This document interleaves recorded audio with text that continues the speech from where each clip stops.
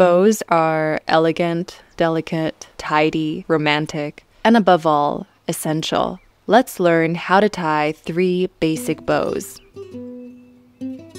Method 1, the classic. Wrap the ribbon around whatever you're wrapping. Cross the ties and pull one of them through.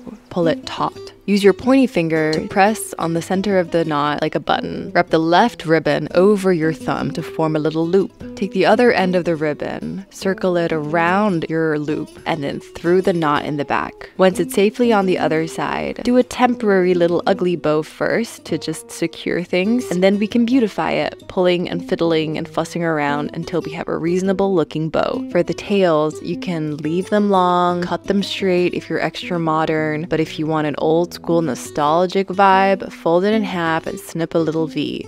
And that's how you do a simple bow. Method 2, the Tiffany. Whichever way you want your bow to be facing at the end, turn it counterclockwise 90 degrees. This time we're placing the ribbon on top of the box. Keep the right side fastened with your fingers as you wrap the ribbon around the box and over. Once the ribbon travels back to where it started, fold it down at a perpendicular angle. Hold with your finger and pull the ribbon down and under and up again. This time we're going to go under the cross and through, pull it taut.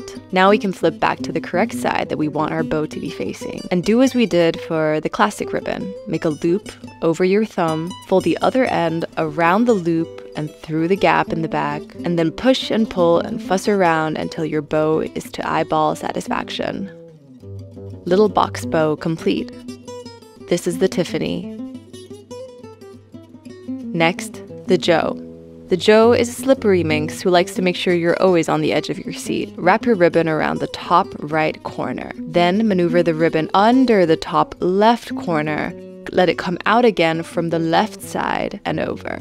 Down and up again in this wave form. All roads lead back to the top right corner. Once tail bumps into head, tie it once, pull it taut into an X, and create a loop on the left and pull the other tail around the loop and through the gap. Adjust and poke at it until it is good enough. And there we have it, our sassy Joe. Now you know how to do 3 different types of simple bows. The world is indeed your oyster now, an oyster waiting to be wrapped. I'll see you in my next one. Bye.